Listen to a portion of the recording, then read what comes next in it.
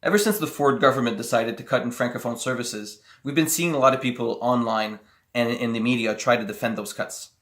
What they're saying is that, everyone needs to tighten their belt. Everyone needs to make certain sacrifices so that we can get over this deficit.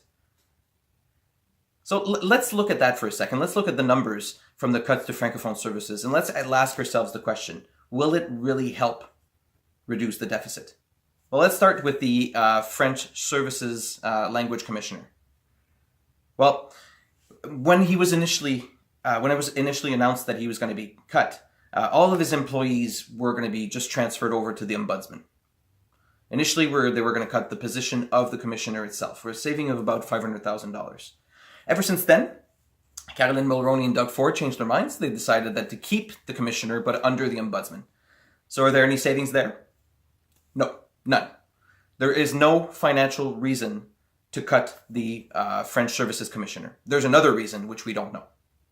Now let's look at the Francophone University, the French university that is in Toronto.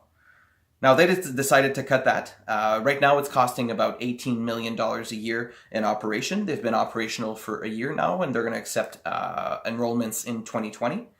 And when it's going to be operational, we're talking about $12 million a year, split 50-50 between the provincial and the federal.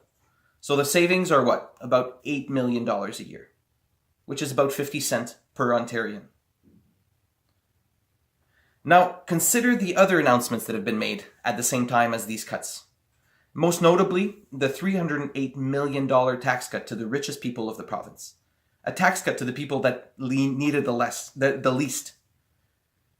Now, we're paying $8 million for university, but we're giving $308 million to the richest. Does that sound like a government that really wants to balance the budgets to you? Well, it doesn't to me. Now, on top of these other cuts, we've heard of more cuts to francophone services that have been done ever since the Ford government has come into place. Notably, La Nouvelle Scène, a theater here in Ottawa, in Vanier, Nathalie Desrosier's writing, was cut $2.9 million. And then we heard recently, about a week after this cut was announced, that Vic Fedeli, your finance minister, a conservative, invested over $1 million in arts in Nipissing. Another thing that was cut is an organization some funding for a leadership organization that organizes leadership forums in the fall. So they go around schools around Ontario and they try to create the leaders of tomorrow.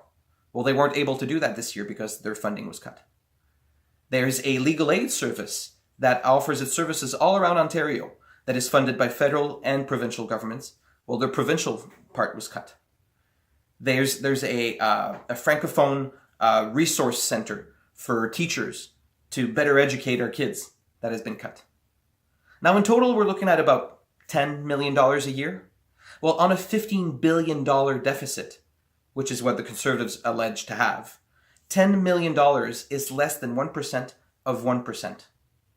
It's not even $1 per Ontarian.